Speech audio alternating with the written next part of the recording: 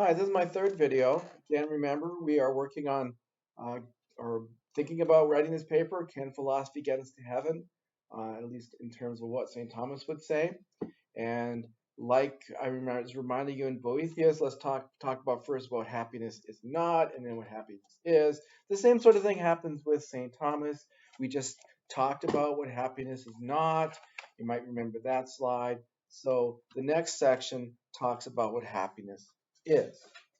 Okay, so if you're in the reading, we're on page 26, and here 3 points are made, and all of them I think are relevant for us to think about in trying to answer this question. Okay, so let me look at the points first and just go through them, and then I'll raise some questions that I'd like you to think about as you're trying to sort through the answer to this question. So the first thing that he talks about is the nature of the final end of happiness. And he makes a distinction between what will make us happy and how it will make us happy. Okay, so what will make us happy, we've been saying all along, is God. That's what St. Thomas would say. But how does that make you happy? Remember, Boethius had this question too. Seeking unity, he said. So we have to do something. I mean, God is God, and we're doing our own things.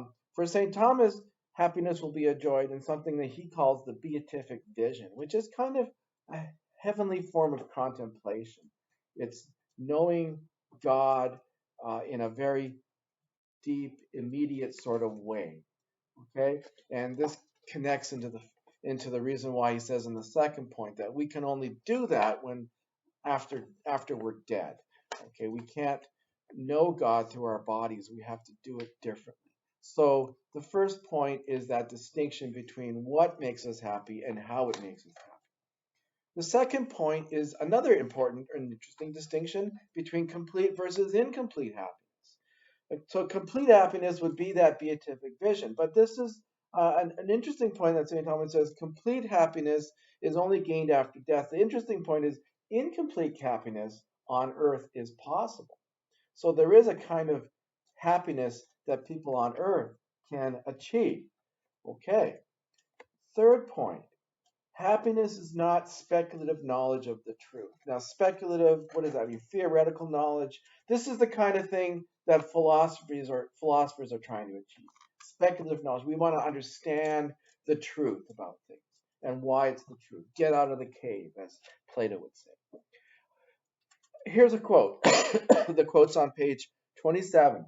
While it is true that a certain degree of happiness is to be had in contemplation of created things. So notice what is being admitted here. Philosophy will bring a certain degree of happiness.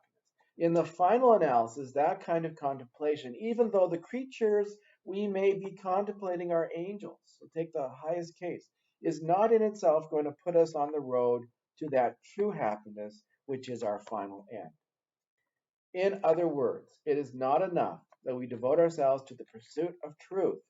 We must ultimately be concerned with the truth, with God Himself. So there's the reasoning that St. Thomas gives for why speculative knowledge is a good thing, makes people happy, but is not our final happiness.